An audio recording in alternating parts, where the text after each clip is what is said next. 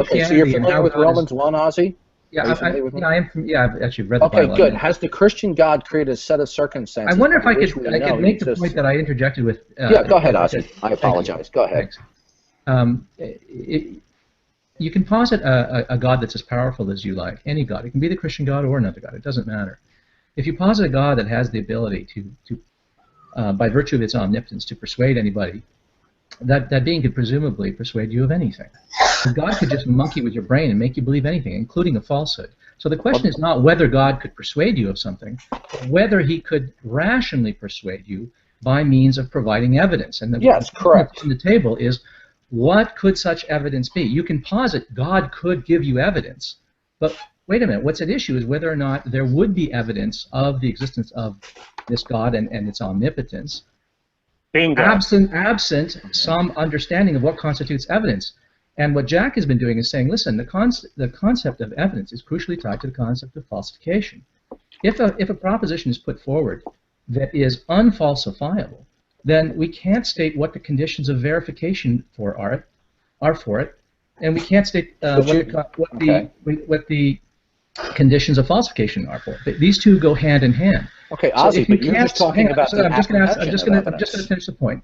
Okay. If you cannot specify what the conditions of falsification are for your proposition, how are you going to specify what the conditions of verification are? Okay. So where I agree with you is you're simply talking about the apprehension of evidence.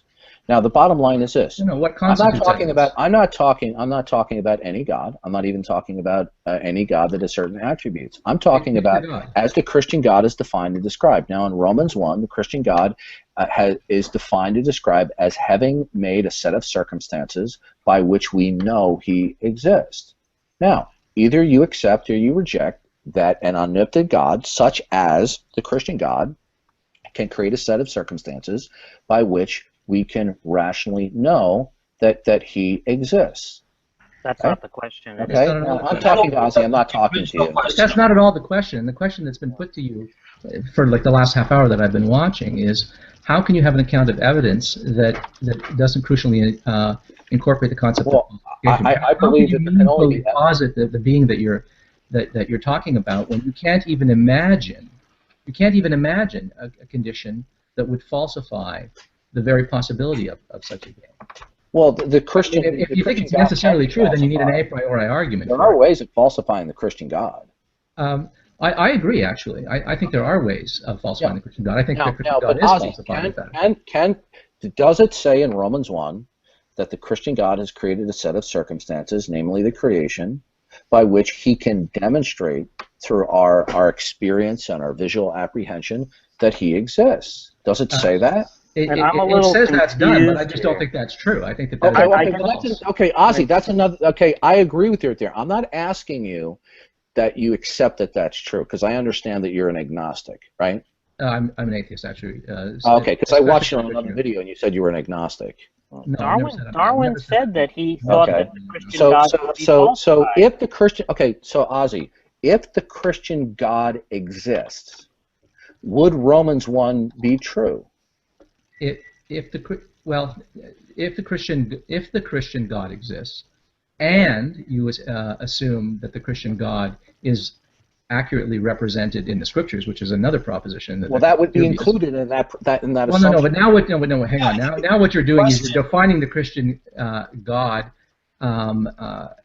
as being the author of those passages, and of course that's included. Yes. That's dubious. There's something getting lost here. So Ozzy, if the Christian God exists as he is defined and described in the Old and New Testament, as is traditionally understood by Christian theists, okay, and being that he is omnipotent, can he provide circumstances? There's no definition of omnipotence provided in the Bible. So even the claim that God is omnipotent is vacuous.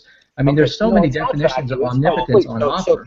Ozzy, so you are telling me that the majority of theologians do not, who subscribe to the Bible, do not clearly teach that the Bible teaches God's omnipotence? They teach that he's omnipotent, but different theologians differ on what the meaning of omnipotence is. I've got an entire video on my channel that discusses various versions of omnipotence. Okay, but you see, that's another rabbit. That's a whole other subject. But the fact. No, but your argument rests on God being omnipotent, and you haven't even specified what you mean by omnipotence. Okay, well, I'm talking about God can do all that's logically possible and accord with his own immutable nature. Well, that's vacuous. That's vacuous because his own immutable nature is not defined. But his nature, kind of beside the point, though. His nature is defined within the Bible. The Bible defines and describes his nature. So this is a rabbit trail issue. This is beside the point. This is beside the point. All you're doing is not answering the question. God is all powerful. If God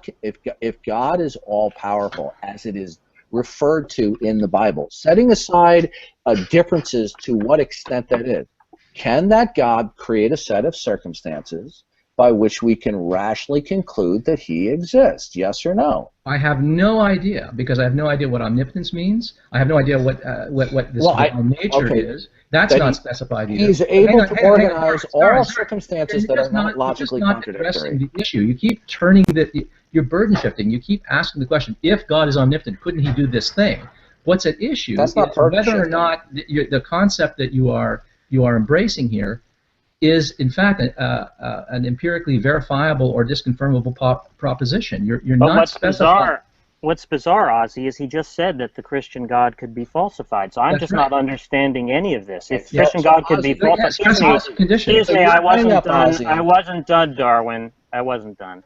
Yeah, so if the Christian God could be falsified, I'm not really understanding why Darwin's deity isn't presenting the criteria which would disconfirm the Christian God and showing us how, in fact, the Christian God entails certain predictive expectations that could falsify it, right? Because he went through this whole thing about how the Duhem Quine thesis shows that things can't be falsified, right? In which case we don't understand how there could ever be evidence against anything, right? If it were the case that the Duhem Quine thesis showed that nothing could ever be falsified, I don't understand how there could be evidence against anything, right? And he then went into this whole thing about how the falsification criterion was overthrown in the attacks on logical positivism. But now, all of a sudden, a surprise to everybody, Darwin's deity announces that the Christian God can indeed be falsified. Right? So why are we even having this discussion? Just specify what conditions. I wasn't done. Okay, well, you've been on the mic quite a long time. You'll have to wait. Well, wrap it up quickly, Stalker. Wait one more minute. Ozzy, what you don't know, Darwin, you're look, I don't care about the politics between you. I don't care about the politics between you. You're hogging the mic and wrap it up.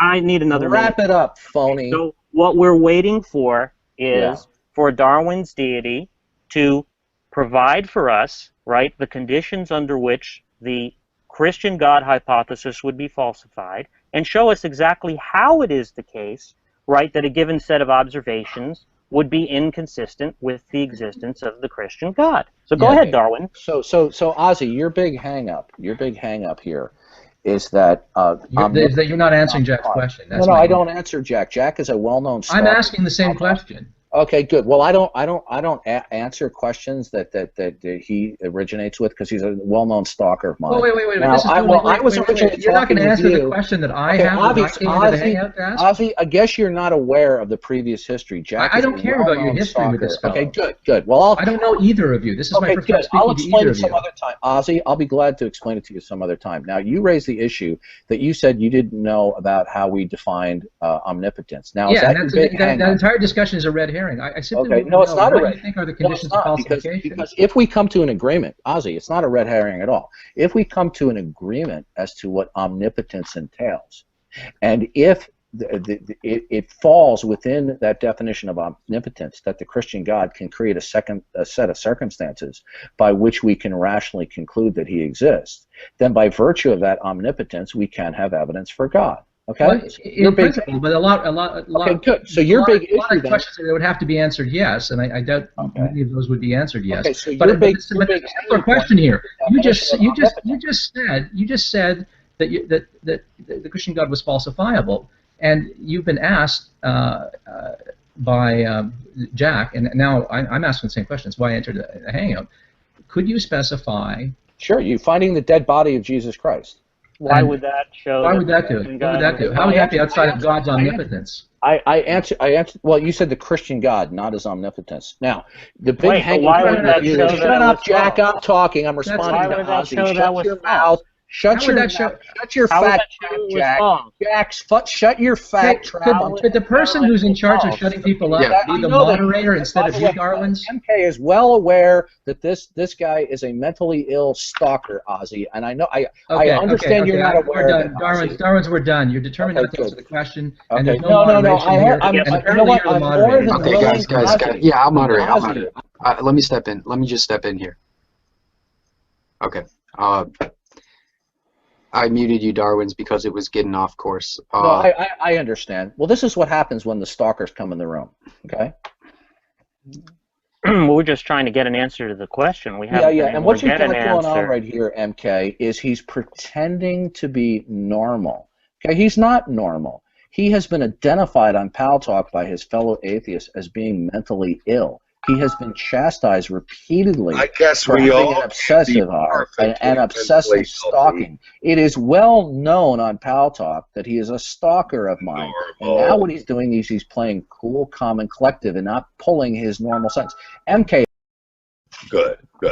Well, I guess we all can't be perfectly mentally healthy and perfectly normal. Christian God can be falsified, and if we found the dead body of Christ, that would actually show that the Christian God didn't exist. Right? Now, I'm not seeing how if we found the dead body of Christ, that would show how the Christian God doesn't exist. He hasn't explained that. But if it's the case that it would show that the Christian God didn't exist, then I don't understand why he would make an argument that things can't be falsified, if he thinks, in fact, the Christian God can't be falsified.